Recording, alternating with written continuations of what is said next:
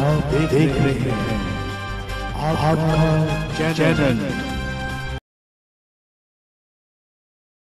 पिछले कल धर्मशाला police station के अंतर्गत एक व्यक्ति ने थाने में शिकायत करी कि एक व्यक्ति विवेक हीरा सिंह राठौर, जो कि मुख्यतः अपने आप को महाराष्ट्र का बताता है रहने वाला, तो वह उनकी बर्गर कंपनी में काम करता है, जो उसका फूड शॉप है, और वो अपने आप को एनसीबी का ऑफिसर प्रोजेक्ट कर रहा है। और उसने बताया कि वो किसी सीक्रेट मिशन के तहत जो है वो यहाँ पे रह रहा है।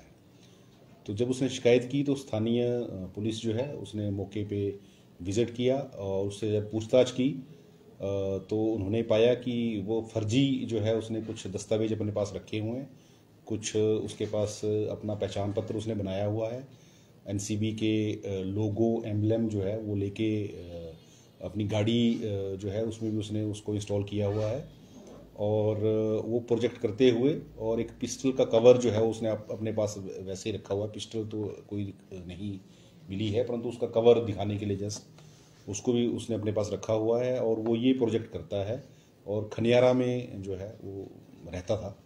तो वहाँ भी आसपास लोगों को उसने यही बता रखा था कि मैं ऑफिसर हूँ बहुत बड़ा और मैं किसी सीक्रेट मिशन के तहत यहाँ रह रहा हूँ। तो इसमें फर्दर पुलिस ने जो है अभियोग पंजीकृत किया है और इन्वेस्टिगेशन इसमें चली हुई है। अभी उससे पूछताछ के बाद जो भी पहलू सामने आएंगे उन पे ध्यान में रखते हुए उनमें फर्दर वैसे ही कानूनी कार्रवाई अमल में लाई जाएगी। सर, आपके पास शिकायत कब दर्ज हुई थी इस मामले बारे? ये शिकायत पिछले कल ही जो बर्गर कंपनी शॉप के ऑनर हैं तो उनकी तरफ से हुई थी, क्योंकि वो लड़का उनके किचन में ही काम करता है और किचन में काम करने के दौरान ही उसने अपने आप को प्रोजेक्ट किया। पहले उसने अपने आप को कुछ और बताया था, लेकिन बाद में जब वो काम करने लगा तो जो कुछ सामान अपने साथ लेके चला हुआ था, उस सामान को जब उसने पूछा कि भी ये क्या है, तो उसने बताया कि मैं इस प्रकार का सीक्रेट एक काम कर रहा हूँ, एनसीबी का ऑफिसर हूँ मैं, और अपने आप को उसने आईपीएस अधिकारी के तौर पर भी अपनी पहचान दी। तो उसको शक हुआ कि ये शायद अपनी पहचान छुपाकर कोई गलत कार्य को अंजाम दे रहा है, और जागरूक रहते हुए उसने स्थानीय थाना को इसमें इन्फॉर्मेशन दी, जिसमें अभियोग पंजीकृत करके उसको हिरासत में लिया गया। इसके क्या कुछ कार्रवाई जो अमल में लाई जाएगी उसके खिलाफ? इसमें कानूनी प्रावधानों के अंतर्गत अभी पूछताछ जारी है। हम उसके डॉक्यूमेंट वेरीफाई करेंगे, क्योंकि जो उसने अपना एड्रेस और नाम बताया है हो सकता है कि वही फर्जी हो।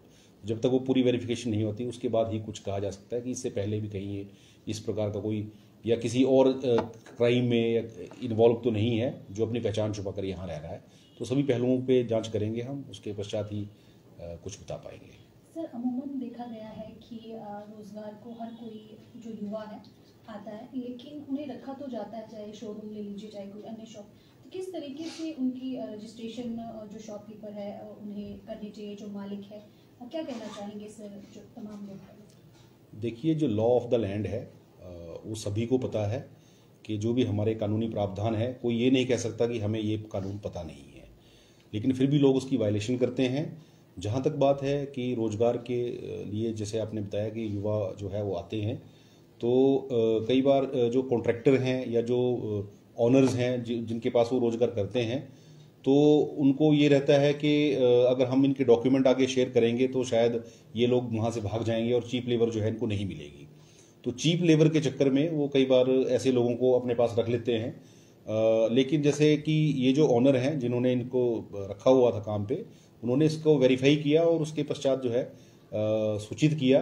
तो मुझे लगता है कि जो भी रोजगार प्रदान करने वाला व्यक्ति है उसको ये ज़रूर ध्यान में रखना है कि जब भी आपके पास कोई काम करने वाला कोई भी आ रहा है रोजगार के लिए, उसका आधार कार्ड उसकी वेरिफिकेशन करें और थाने में वो जरूर जमा करवाएं, ताकि थाने में हम अपने लेवल पे जो है उसको फर्दर जो भी उसका एड्रेस है, गाँव का एड्रेस है, जहाँ का भी है, वो किसी भी राज्य का रहने वाला है, तो उसको हम वेरीफाई करें कि उसका कोई आपराधिक रिकॉर्ड तो नहीं है, या यहाँ वो किसी और नाम से तो नहीं रह रहा है, अपनी जो भी उसका नाम है, उसकी पहचान है, उसको छुपा कर तो नहीं रह रहा है, ताकि क्योंकि वेरिफिकेशन बहुत ज़रूरी है। कई लोग क्रिमिनल जो है वो क्राइम करके वहाँ से आते हैं, अपना नाम पहचान छुपाकर किसी बड़ी वारदात को भी अंजाम दे सकते हैं।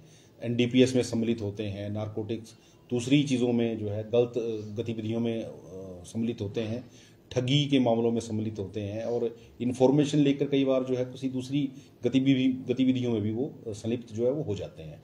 तो जागरूकता ही इसका समाधान है। जितना आप जागरूक होंगे आप अपने आप को भी किसी क्राइम होने से बचा पाएंगे और ऑब्वियसली समाज को भी हम तभी बचा पाएंगे।